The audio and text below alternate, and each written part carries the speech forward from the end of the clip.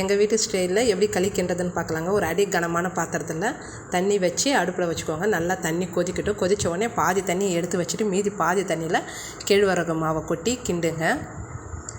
நல்லா கிண்டிக்கோங்க. மாவு கொஞ்சம் கூட வெள்ளையாகவே இருக்கக்கூடாது. வெள்ளையாக இருந்துச்சுன்னா தண்ணி ஊற்றி மறுபடியும் வேக வைக்கும்போது அது குழ குழன்னு இருக்கும். களினாலே கெட்டியாக இருக்கணும். இது மாதிரி வெள்ளை மாவு இல்லாமல் நல்லா கெட்டியாக கிண்டிக்கோங்க. மாவு பார்த்து தான் போடணும். திட்டமாக தான் கொஞ்சம் கொஞ்சமாக தான் சேர்க்கணும். அது தண்ணிக்கு திட்டமாக. இப்போ எடுத்து வச்ச மீதி தண்ணியை ஊற்றிக்கலாம். இந்த தண்ணி சூடாகவே இருக்கணும். சப்போஸ் சூடு ஆறிடுச்சு நீங்கள் கிண்டுறதுக்குள்ளேன்னா சூடு பண்ணி ஊற்றிக்கோங்க. ஊற்றி ஒரு 3 நிமிஷம் அடுப்பில் மறுபடியும் வையுங்க. ஒரு மூடியை போட்டு அது களி வெந்துடும். இல்லைனா கொஞ்சம் பச்சை மாவாக தான் இருக்கும்.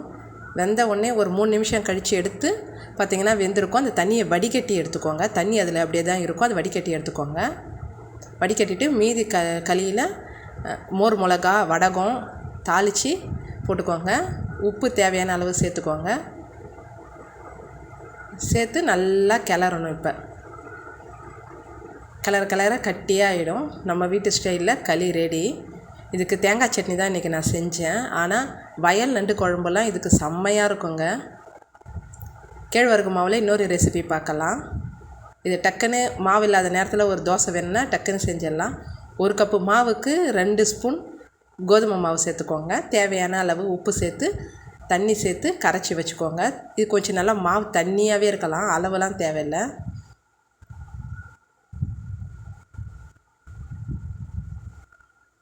ஒரு 10 நிமிஷம் கழித்து பார்த்திங்கன்னா இது மாதிரி தண்ணியாக இருக்கும். மேலே அப்படியே தண்ணி தனியாக படிஞ்சு இருக்கும். பரவாயில்ல, இருக்கட்டும். அதில் ஒரு 2 வெங்காயம் சின்ன பொடியை கட் பண்ணி போட்டுக்கோங்க. கருவேப்பிலை, கொத்தமல்லி, பச்சை மிளகா, கேரட்டு உங்களுக்கு என்ன வேணுமோ போட்டு கிளறி அப்படியே தண்ணியாக தோசை மாதிரி ஊற்றி தீர்த்த முடியாது. இது முண்டு தான் ஊற்றணும்.